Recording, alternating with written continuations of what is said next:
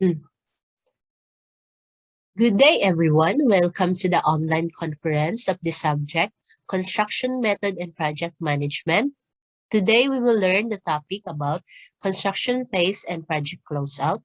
So, I am the part 1 presenter of this topic. My name is Margie A. Piedraverde.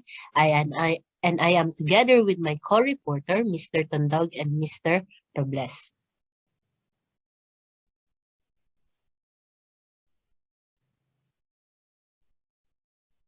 So for the outline, we have the topic 11, construction phase, with the subtopics of A, importance of construction, B, assumption for construction phase, C, contract pricing formats, D, design, bid, build, method of project delivery, E, design, build, method of project delivery, F, construction management method of project delivery, G, bridging project delivery method, H, fast-track projects, I, turnkey projects, J, design development and performance specification, K, key decisions for project delivery with subtopics of number of contracts, selection criteria, contractual relationship, and terms of payment.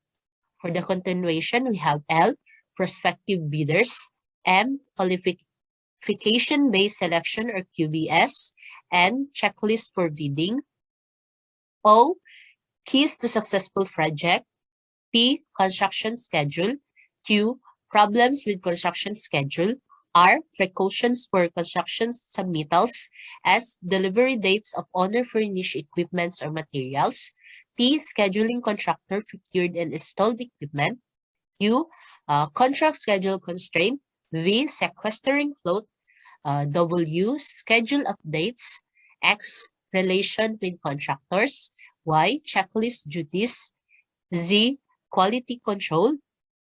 For the point A, we have dispute resolutions, point B, job site safety, point C, management changes, and point D, resource management. For the topic 12, we have the project closeout.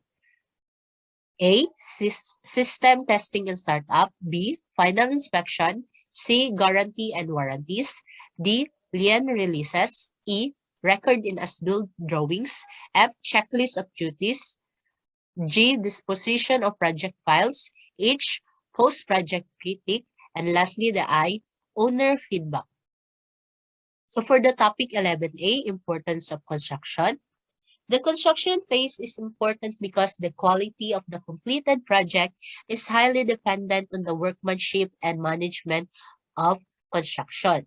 As we all know that construction phase is the backbone of any engineering works. So the quality of construction depends on the completeness and the quality of contract documents prepared by the designer.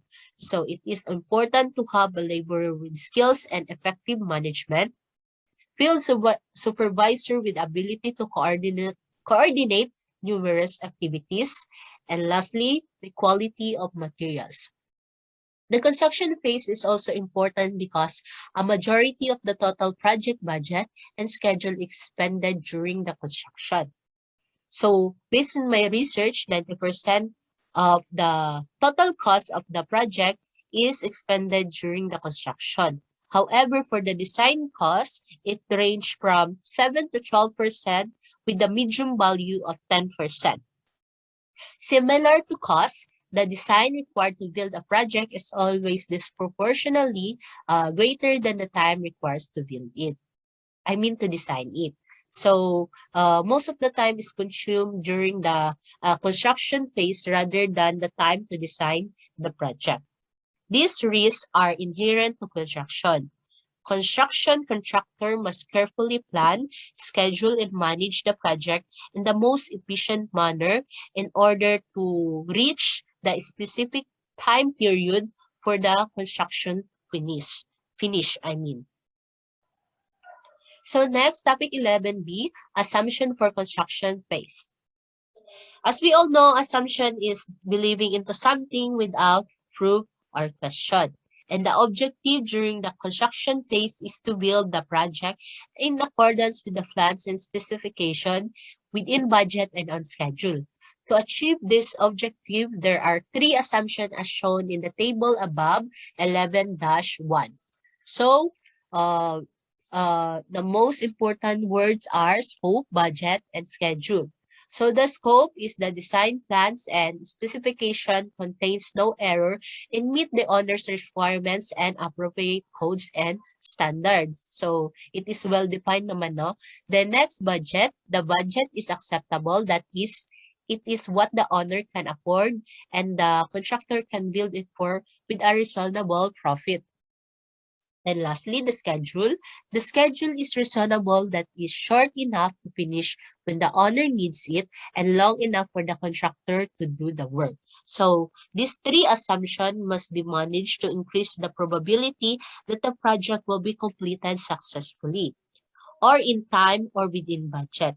In short, it is the guide to achieve project success. So take note ha, these three important words, scope, budget, and schedule are the guide to achieve the project success. So the schedule must be adjusted because there are also conditions that can disrupt the flow of construction, such as the weather, delivery of materials, clarification of questions about the design and inspection.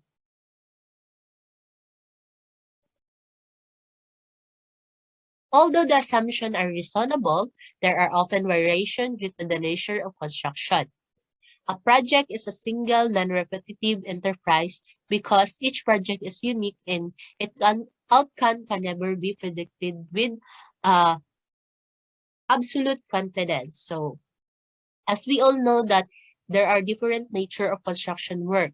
Sometimes we do build bridges, roads, commercial buildings. So the assumptions are varies from time to time, depending on the construction work that we are doing. So to construct the project of the owner, assign a contract to the contractor to fulfill the duty and provides labor and equipment and etc. for the construction project. There are individuals assigned to perform also the calculation, the ones also to produce many drawing sheets and coordinate related to work to achieve flawless set of plans and specification, but this is rarely achieved. This is rarely achieved because, as what I said a while ago, there are variation due to the nature of construction work. The owner accept the approved contract documents before the construction. However, it will not always represent the owner's want. So, hindi lahat ng pagkakataon na susunod ang gusto ng owner. These are influenced by the individuals who work from a non-profit organization or a public agencies who are a board members, board of director, or etc. They have the background on the business enterprise but lack on the knowledge of project work or interpretation of drawing. So they are the ones who are just concerned with the enterprise or the profit of the firms. Then, the project manager must contend with the problem described. He or she must be alert and must continually plan and coordinate to the project by handling the situation as it arises. Topic 11C, contract pricing. The method that is selected to compensate the construction contractor can have a large impact on the project cost, schedule, and the level of involvement by the owner or designer. Contract pricing may be divided into two general categories. First, the fixed price contracts. The contractor may be compensated on the lump sum or unit price basis. Second, the cost reimbursable contracts may include methods of payment by one or combination of the following. First, we have the cost plus percentage or fixed fee, guaranteed maximum price, or incentives. The intent of lump sum contract is to fix the cost of the project by providing a complete set of plans and specifications that are prepared by the designer prior to the construction, I mean. So in short, the plans and specification are firstly prepared, then prior to the construction. Then a fixed cost of the project is given. However, any changes in the plans will entitle extra compensation for the contractor. Therefore, unexpected changes in the project budget will increase the total project cost. So, whenever there is disruption with the plans and specification, there is a compensation given to the contractor because it increases the total project cost. Therefore, uh, uh, the contractor itself are compensated to it. Therefore, it is important to check all the contracts documents before bidding to detect discrepancies and to confirm constructability of the project. For the unit price contracts, are awarded because the quantity of work may not be determined with a degree of accuracy to enable the contractor to submit a lump sum bid. A major source of cost overruns for unit price contracts is errors in the estimated pay quantities. Unit price contract base project costs on the number of units necessary for the completion of the project, such as costs, materials, labor, and etc. It is used with project with incomplete scope of work. For example, those projects that are so hectic in building, such as bridges or any other complicated infrastructure. So, ang ginagamit nila na contract or unit price contract in order to ensure that hindi lahat ng mga materials, labors, and etc. are sumusobra. Para paunti-unti lamang yung paunti-unti lamang ang pagkakaroon, paunti-unti lamang ang pagre-request or pagbibili ng mga materials. So for cost reimbursable contracts, some project is desirable to start construction before design is completed. For example, projects with complex in nature. This method is best for those projects with a lot of modification and during the construction to produce best result. So, ang cost reimbursable contract. Ang cost reimbursable contract is, halimbawa, kapag meron na kayong napagkasundoan na price sa isang project, sa inyong contracts or kontrata, so any excess of it, meron kayong penalty or di kaya ang contractor is magkakaroon ng kung ano yung total amount na kanyang nagasto when it comes sa construction, the cost, then plus the percentage na napagkasunduan sa ating contract, like 5% of the cost will be added to the compensation of the contractor. So next, the topic 11D, Design, Bid, Build Method of Project Delivery. Design, Bid, Build, or DBB is often considered the traditional project method. All design work is completed before starting the bid and construction process. The delivery method is usually selected for projects when cost is primary, schedule is secondary, and the scope is well defined. So nalaman na natin ngayon na ang DBB pala is ginagamit lamang kapag we have a well-defined scope and we have right amount of money in building the project and we have a schedule which is secondary to consider.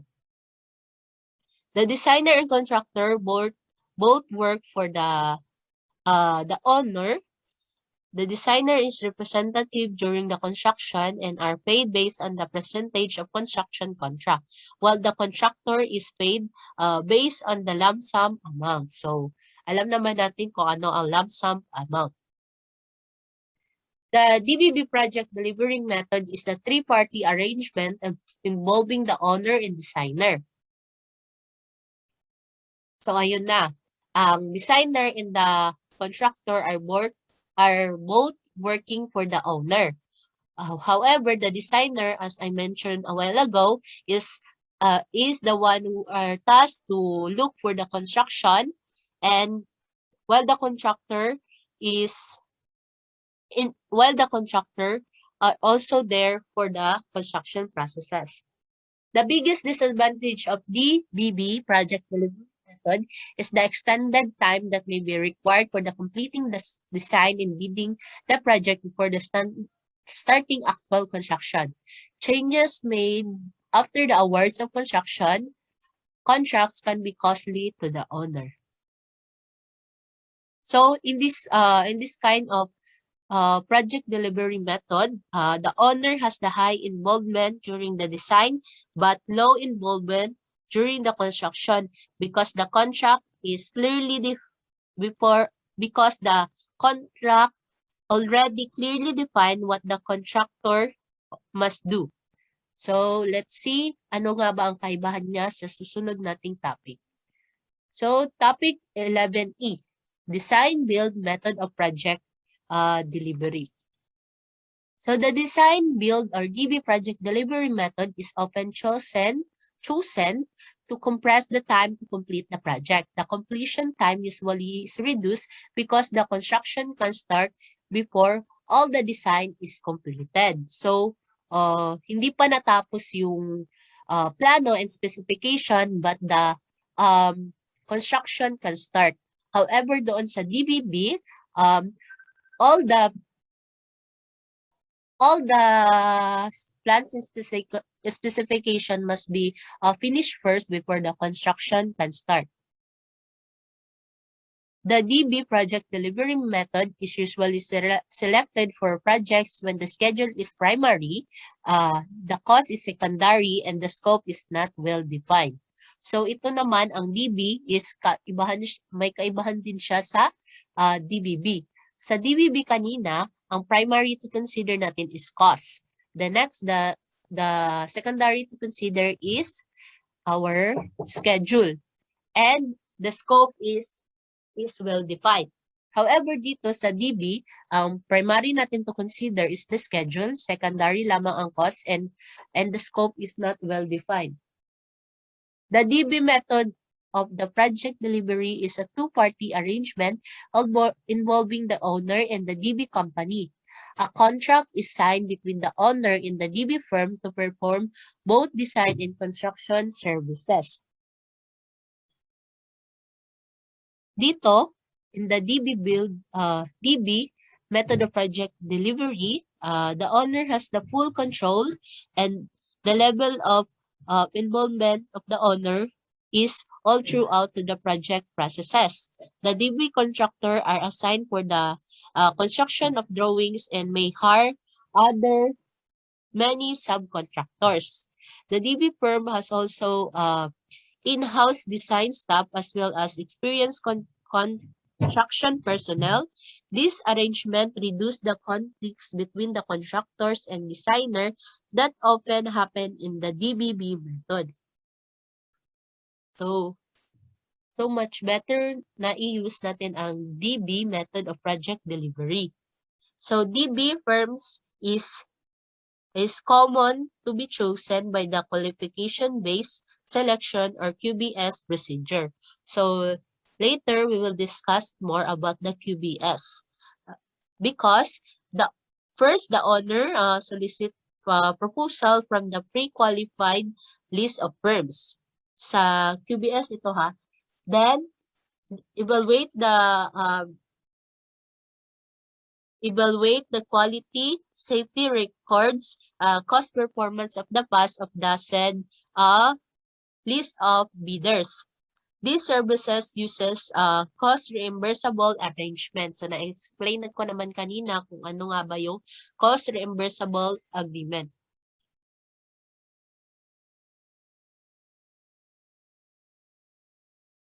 For project with defined scope, halimbawa, dito sa, di ba, ang scope natin is not well-defined. Pero kapag ang scope na is na well-defined, the DB firm selected based on the price. So, sa price naman sila mas nagko-consider. For incentives, contract based on the guaranteed amount with the bonuses when the final cost is less than the guaranteed amount. The penalties when the final cost is more than the guaranteed amount. Ang nangyayari for the incentives, kapag less than sa guaranteed amount o sa pinangakong amount, ang total cost of the project, therefore, nagkakaroon tayo ng bonuses. Kapag naman sumobra sa guaranteed amount, meron naman tayong kino-consider na penalties. So, next, we have the topic 11F, construction management method for project delivery. So, there are many variations of the construction management CM method of project delivery. One variation is CM is called the agency CM, sometimes referred to as pure CM in the engineering and construction industry. The agency CM firms performs no design or construction but assist the owner in selecting one or more design firms and one or more construction contractor to build the project. The agency CM firms assume no risk because all the contracts are assigned between the owner and the designer and or contractor. Generally, the agency CM works for fee.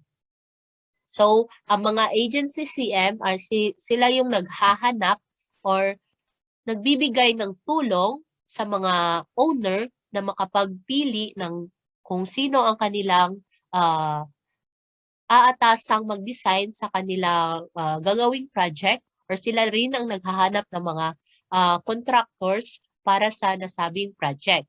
However, agency CM not only works for free. Not only works for free. So, binabayaran din sila. So, next, we have the next variation, the corporate CM. Is similar to agency CM, except that the CM services are provided by the personnel inside the owner's organization. The design and construction are performed by the firms outside of the owner's organization, with the corporate CM staff managing and coordinating the overall effort. So dito sa CM, corporate CM, ang mga personnels of the owner's organization ay sila yung nag-aasikaso ng mga building permit, lahat ng mga papeles. However, the design and construction is performed by the firms or outside organization. Kumbaga, nagkakaroon sila ng kasunduan sa ibang mga firms na sila ang magwo-work for them to handle the project. And there comes the corporate CM, sila yung take a look or sila yung titingin sa project kung nasasagawa ba yung project na ginagawa ng mga construction individuals. Sila din ang namamanage. Ganon. Regardless of the variation, so, di ba, may dalawa tayong variation, the agency CM and corporate CM. Regardless of the variation of the CM method used for project delivery, CM is a single source management that allows the owner to control his or her level of involvement. So, ang main focus lamang ng construction management method for project delivery is to increase the level of involvement of the owner para ma-ensure na ang ating sinasagawang project is talagang nagagawa ng maayos. So next, we have the construction management method for project delivery. So meron pa din tayong another na variation. Ang CM at risk. Ito yung mga kasunod sa dalawang na-discuss natin for the last slides. So, is another variation of CM. The term CM at risk is used because the CM firm will actually perform some of the project work, thereby exposing themselves to risks associated with quality, cost, and schedule. The work may include some of all the design as well as some of all the construction. So, sa CM at risk, kumbaga, dito, sa variation na ito, kumbaga, construction management or sila mismo, ang ini-expose nila ang sarili nila for the schedule and the cost of the project. Sila mismo yung nandoon para i-handle ang project. So, malalaman natin ang iba pang mga sub-variation nito. So, there are two sub-variation of the CM at risk. Primarily, construction firms that become involved in CM and primarily design firms that become involved in the CM. So, construction contractors that do the CM at risk work typically focus on the construction aspect of the project and hire the design work necessary to support the construction effort. Sometimes this variation of CM is referred to as construction contractor CM. The CM at risk firm may work on the lump sum cost, reimbursable cost, and guaranteed maximum price basis. So construction contractors that do CM at risk are dito. Sila mismo ang mga construction contractors, sila mismo ang nag-manage sa project. However, ang design processes are inaatas nila sa ibang tao. Kumbaga, hahanap sila ng ibang tao para mag-take sa design period. And they are also compensated either on lump sum, cost reimbursable, or guaranteed maximum price basis based sa contract na pagkasunduan ng owner at ng contractor. Second, design firms that do the CM at risk are more closely affiliated with design than construction. Typically, they focus on design aspect of the project and hire the construction work. Sometimes, this variation of CM is referred to as designer CM.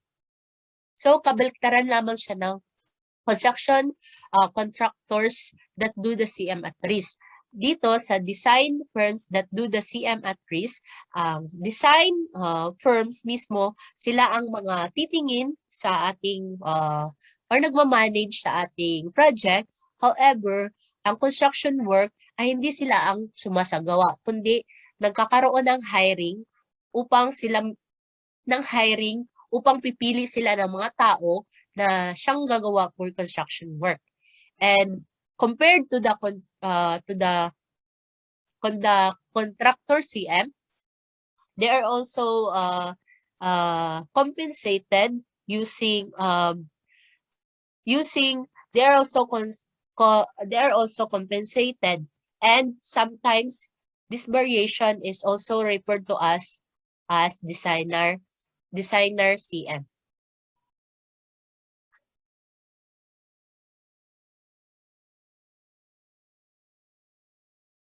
Topic 11G. Bridging project delivery method. So bridging is a hybrid method of project delivery for building types of project. The contract documents are prepared by the owner's designer. These documents define functional rule, use and appearance requirements of the project.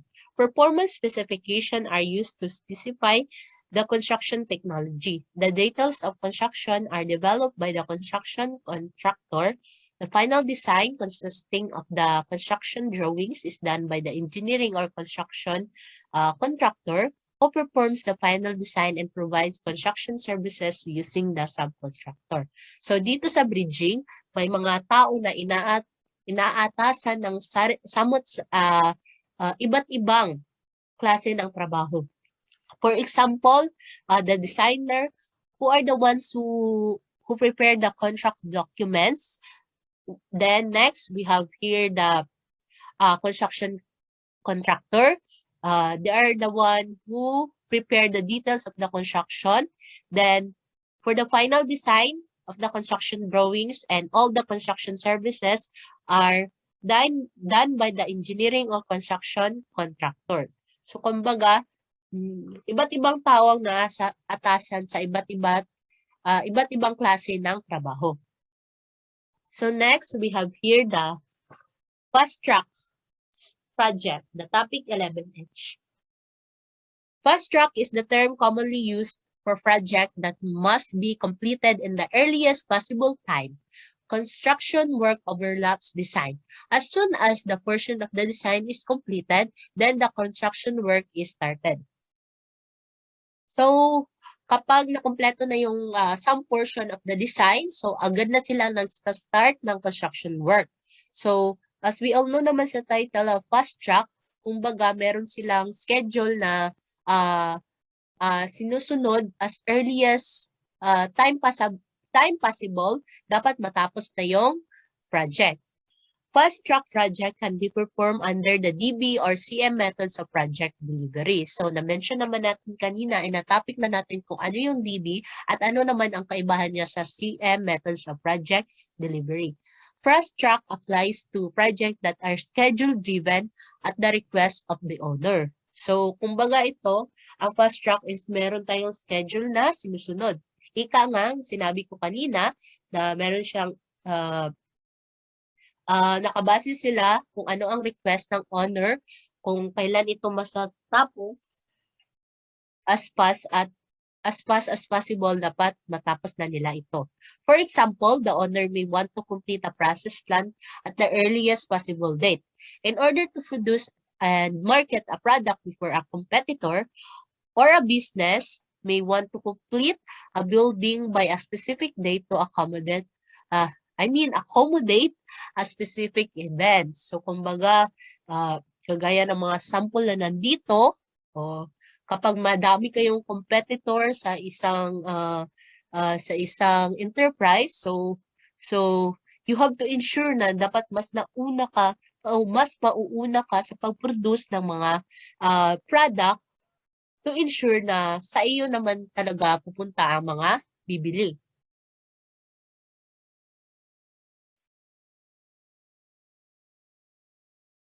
So, next we have the topic 11I, turnkey projects.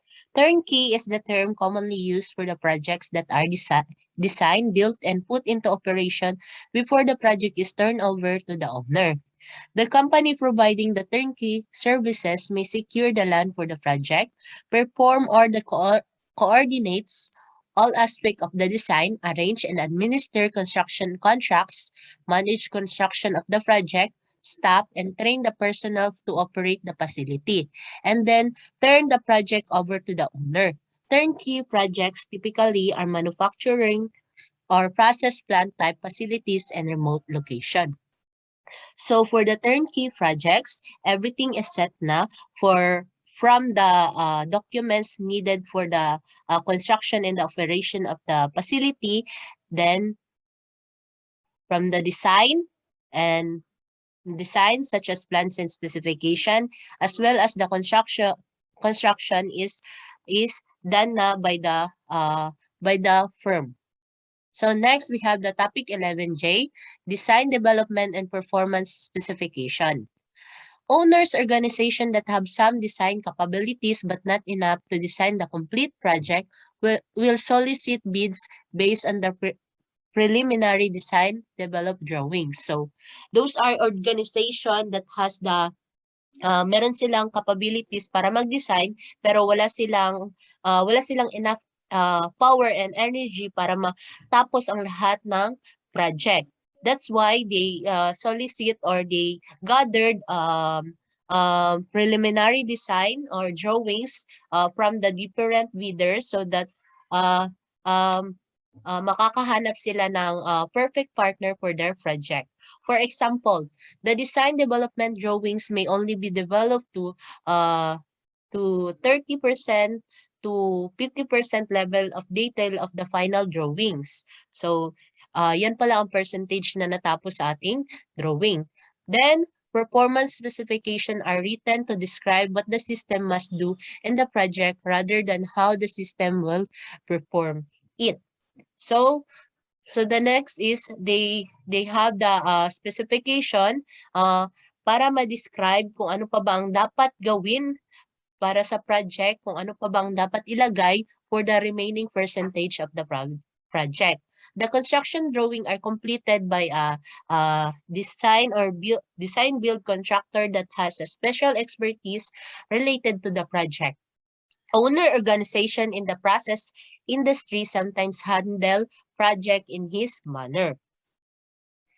So next we have the topic 11K, key decisions of the project delivery. The following issues can have a significant impact on the success of the project and should be considered in selecting the project delivery method to choose. So ito yung mga dapat i-consider natin when it comes to selecting types of project delivery method. So first, we have the number of contracts. Second, selection criteria. Third, relationship of owner to the contractor. And lastly, the terms of payment. So first, we have here the number of contracts. So it ranges from one contracts to many contracts. So as we can see na it is more on one contract lamang. As illustrated above, the number of the contracts can vary from one to many, depending on the chosen method of project delivery.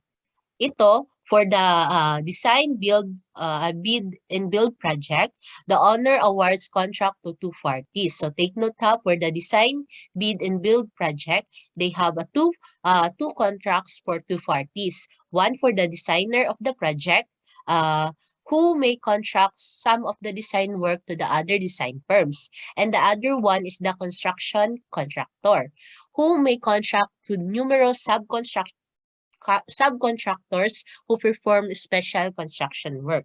So for DBB projects, dalawang contracts ang ating i-consider, for the designer and for the construction contractor.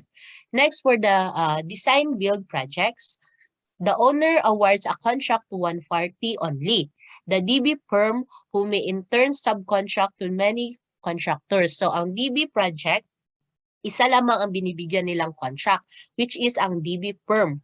Then ang DB firm, it can also create subcontract to another contractors that they will going to assign for the project. For the CM or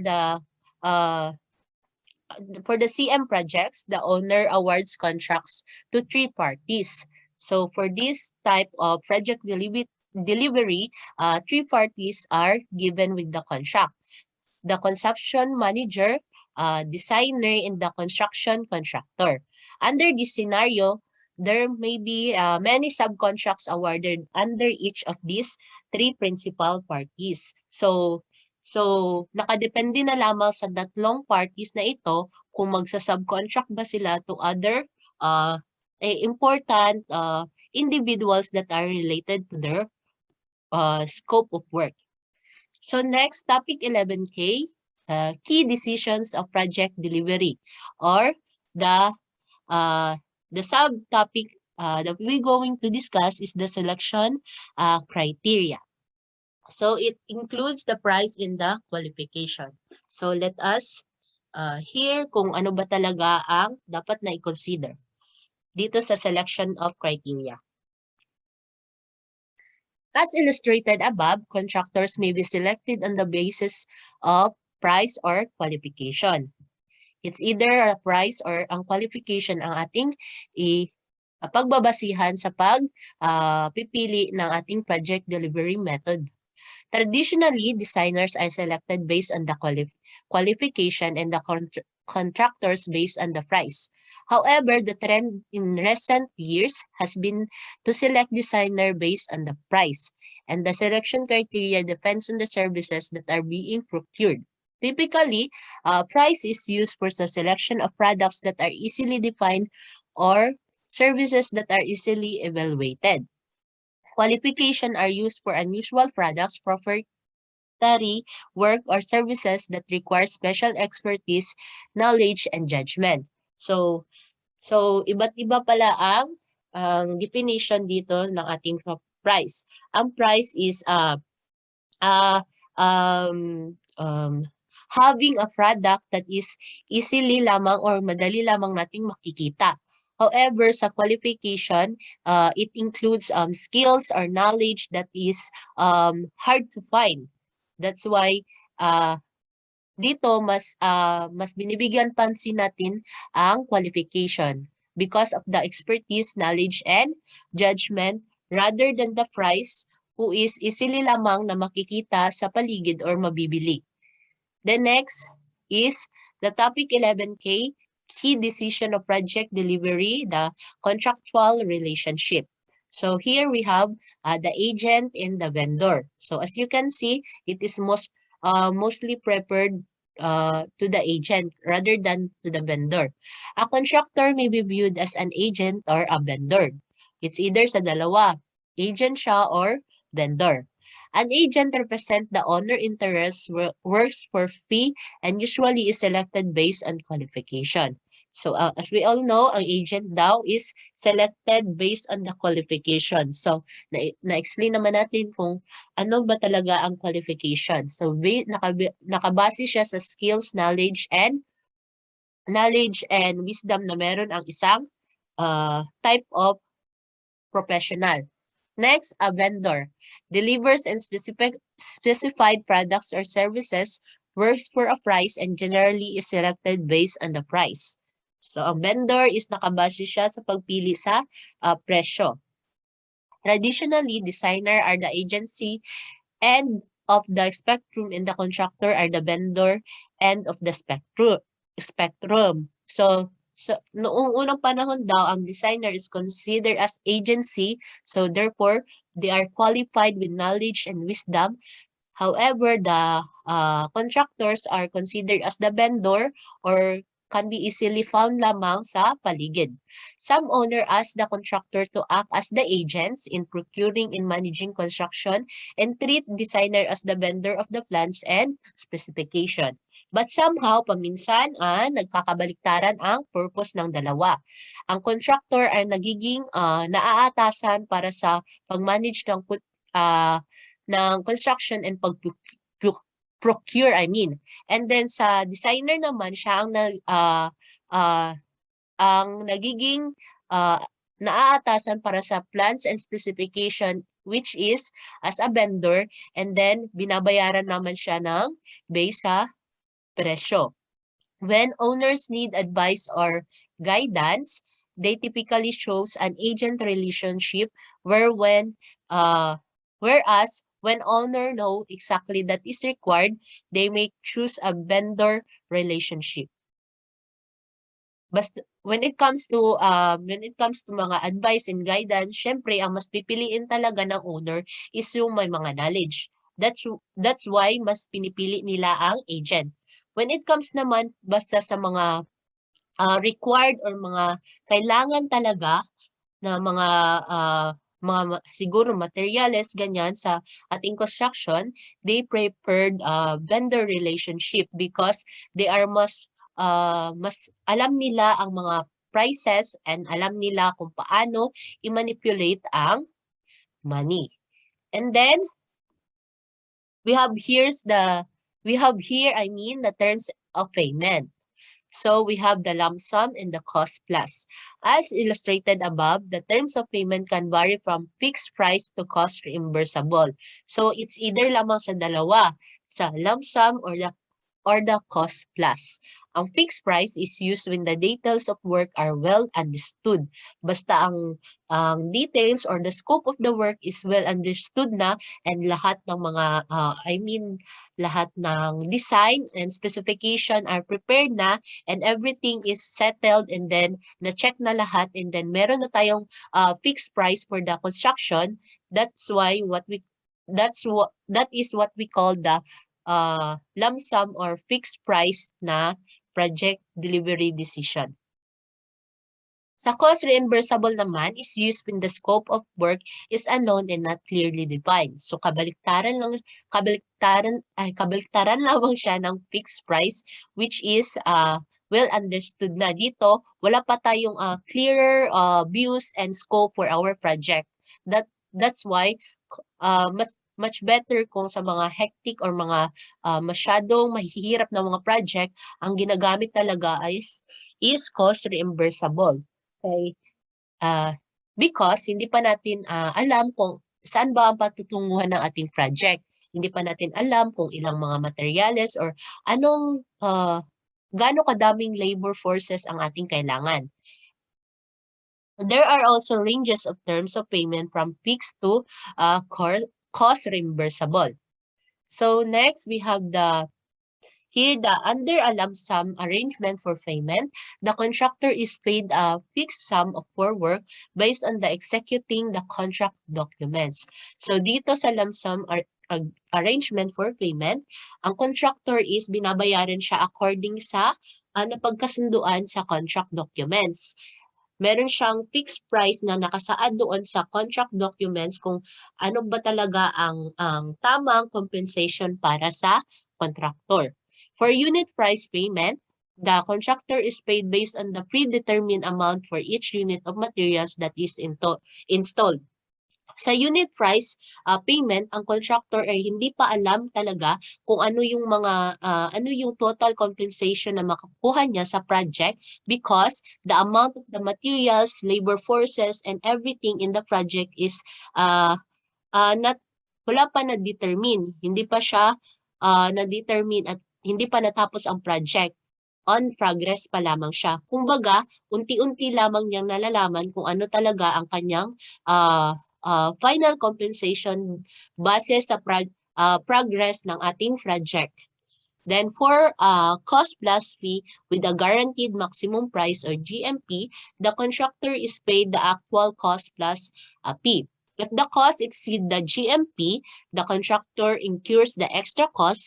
If the cost is under GMP, the contractor shares in the saving. So ganito yon, parang na-explain ko na ata siya kanina ang about dito. Kapag ang contractor is meron siyang napaggastusan sa project, is mari-reimburse mari-reimburse iyon sa kanya. Tapos plus the percentage fee pa na kasunduan sa contract, kung ilang percentage doon sa fixed price is mapupunta sa kanya. However, if the cost exceed the GMP or the guaranteed maximum price, kaya nga nagkakaroon ng extra cost or extra compensation ang ating contractor. If the cost naman is less than the GMP or the guaranteed maximum price, nagkakaroon din siya ng shares in the saving. Ganyan, meron siyang shares kapag less than sa GMP, kapag sumobra naman, meron siyang penalties. Topic 11L. Prospective bidders and biddings. The selection of the contractor is important because the successful completion of the project is highly dependent upon the contractor. As we all know naman talaga, ang contractor is one of the driving forces para sa construction phase natin. That's why it is important to choose the right and eligible contractor to build our project. The owner and or designer must depend upon the contractor to provide labor, equipment, material, and know how to build the project in accordance with the plans and specification. So ang plans and specification created by the designer, ito yung gagawin ng ating ating contractor. At siya na rin mismo ang magpro-provide ng mga labor, equipment, and material na kailangan sa ating project. If the contractor has a problem, everyone has a problem. So as we all know, that the main product of this project is the building itself na kinoconstruct ng ating mga contractor and other subcontractor na kanyang i-assign. So therefore, if the contractor has a problem with building the project, therefore the owner itself and the designer, has the problem. Has also the problem. The owner generally requires prospective contractors to provide a bid bond before a bid is accepted. So dito, ang owner binibigyan ang owner ay nire-require or ang mga contractor ay nabibigay ng bid bond doon sa owner para makita ng owner kung ano ba talaga ang pwedeng magastos niya for the whole duration of the project. Before the award of the contract, most owner requires the contractors to submit a material and labor payment bond and a performance bond. So, itong mga bond na ito, material, labor, and then performance bond are the paper or documents na need ng owner para to see if the prospective contractor is really capable of doing the work. For competitive bid projects, at least 3 bids should be received to provide a represented comparison of cost. So, kailangan ng 3 bids para makita natin or makita ng ating owner kung talaga bang saan ang much better sa 3 mga bids na ating ipapasa. Generally, a higher number of bidders will generate more competition. Kapag madami ang ating bidders, mas mataas ang competition, and then resulting to lower bids. And resulta naman siya sa maliit na bidding. Then, however, the quality of the bidders is more important than the quantity of the bidders. So ang owner mas tinitignan ang quality ng isang bidder or isang bidder sa project rather than the gaano kadami ang mga bidders sa specific project. Topic 11M, Qualification-Based Selection or QBS. For the lump sum fixed price project, construction contractors typically are selected based on the lowest and best qualified bidder. Determining the lowest price is relatively simple since contractor is required to submit a bid price to ensure the qualification. Often the contractors are required to submit a pre-qualification forms prior to the bidding.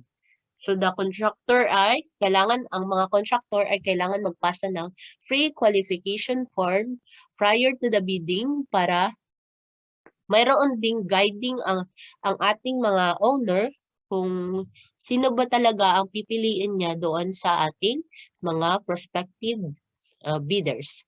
Pre-qualification form, it is the form typically requests information regarding the contractor's reputation.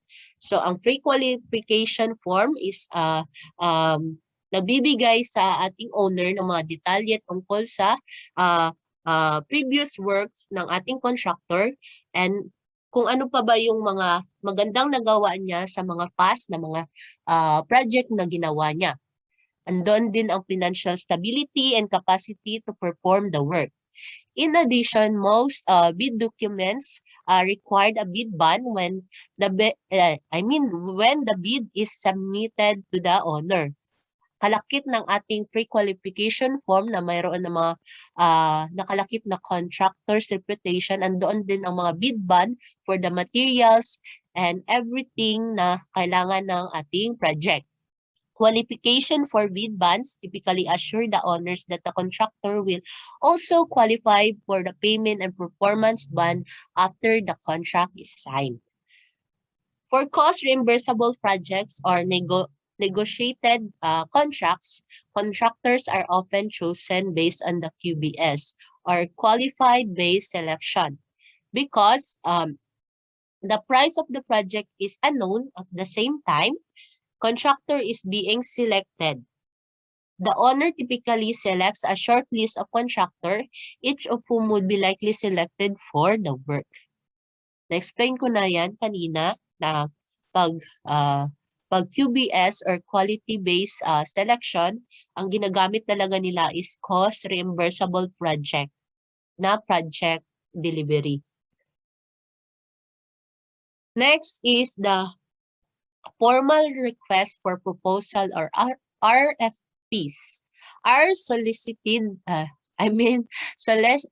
solicited from contractors. Typically, the RFPs request information regarding overall project management and technical ability, records of relevant past jobs and performance, and the approach to be taken in the handling the project, including the cost proposal.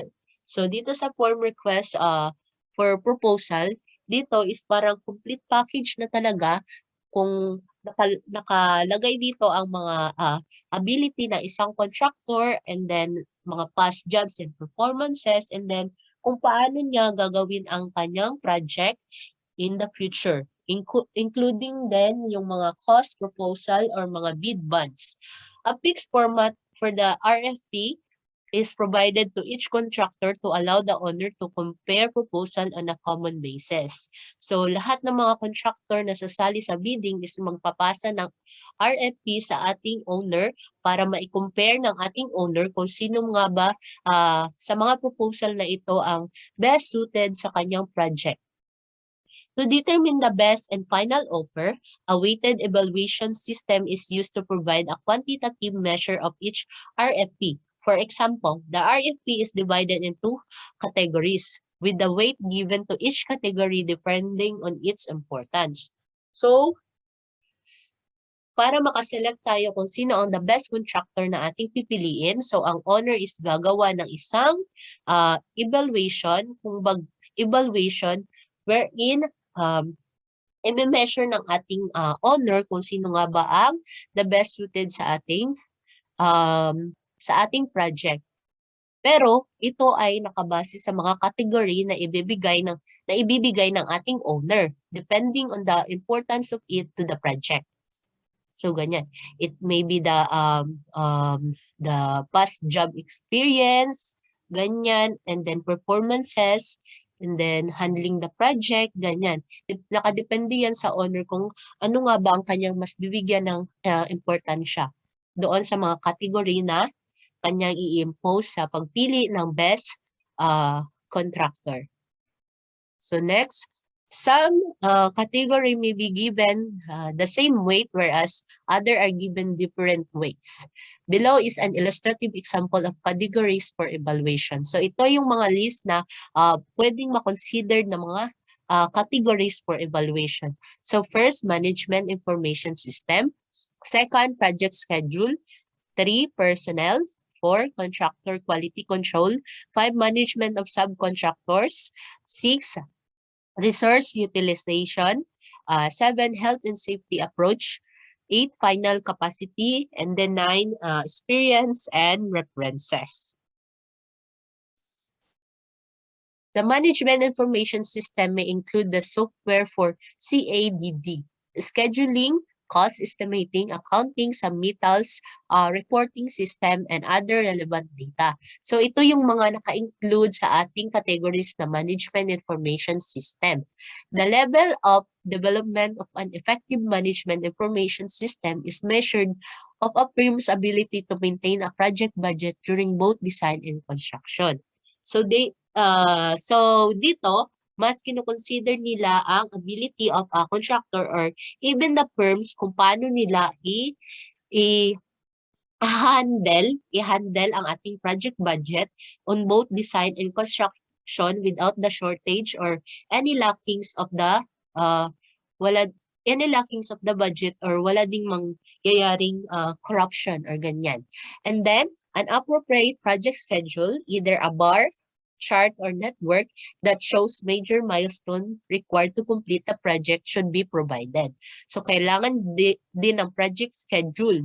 Kung paano mo isasagawa ang project, dapat mabivisualize or makikita talaga, meron tayong transparency for our project schedule kung saan makikita doon ang mga milestone na nakamit and then mga gagawin pa sa project na ating isasagawa. A cost estimate should be required because price is consideration in selecting a contractor. So kaya nga kailangan din ng cost estimate upang makita natin ang mga possible na mapagagastahan natin sa ating project. Although the final cost is not known at the time a contractor is chosen, the cost estimate does give an indication of the final cost. So, although hindi pa natin hindi pa alam or hindi pa alam ng lahat kung ano ba talaga ang final cost ng ating project, but the cost estimate will be the